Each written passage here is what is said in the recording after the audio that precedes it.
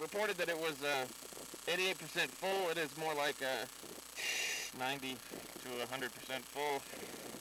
So I pan around this facility. You can see just outside we do have a penetration point in the roof plate. And it is capped off. That's going to be their sonar for their water level indicator.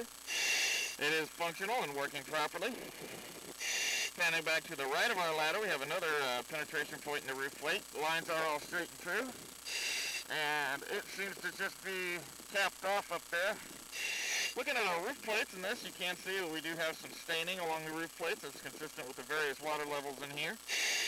That's pretty common in a lot of these tanks that we look at. Apex of our roof support structure, or our roof plates. There is some condensation along the roof plates and our vent there. Exact measurements of that vent will be included in the written report. In here, the water level is quite high. There we are at the inlet for the facility. As you can see, we do have some staining taking place on the side of the inlet. Just barely any of it sticking up out of the water. All in all, though, it is in good shape. With that, I have covered everything above the water line. I'm going to make my way back over to our water access hatch, and we'll get a look at our water access ladder.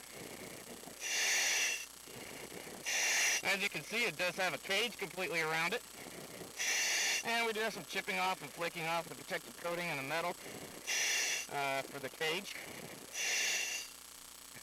But we do still have some decent and good metal on it as well. Looking at our ladder itself, it's in fair condition, just like the cage. Chipping off and peeling off corrosion at the rungs where it meets up with the side walls of the ladder. Considerations for a replacement of the internal ladder should be made probably about now. Go ahead and follow this tank down, looking at the outside of our ladder here. As you can see, we make our descent. The ladder seems to get in better shape.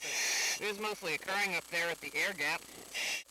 We do have some, looks like we do have a little bit of blistering in the protective coating, but all in all, it is holding up a lot nicer than that section that's up by the air gap. Alright, continuing on our descent. Coming up on bottom now. Here we have the base of our internal ladder and the base of our cage. As you can see, it is in good shape to excellent shape. Coming up to about a foot off the floor plates. Standoffs are in excellent shape, as well as the rungs and sidewalls of the ladder. Making our way to the left now, towards our 9 o'clock position. We have one of 4 side manway access hatches. This side manway access hatch is 30-inch side man. They are inking with label with confined entry space, and the gasket is intact and does seal. There is no leakage occurring outside. There's a little bit of sediment built up at the 6 o'clock position on this one, but all in all, looks good, as well as the sidewall plates look good. In our floor plates, we do have some sediment. 100% coverage, I'd say about, need to stir that much up. Again, approximately 1/4 of an inch. There's some blistering taking place on the sidewall plates and the protective coating, but very light.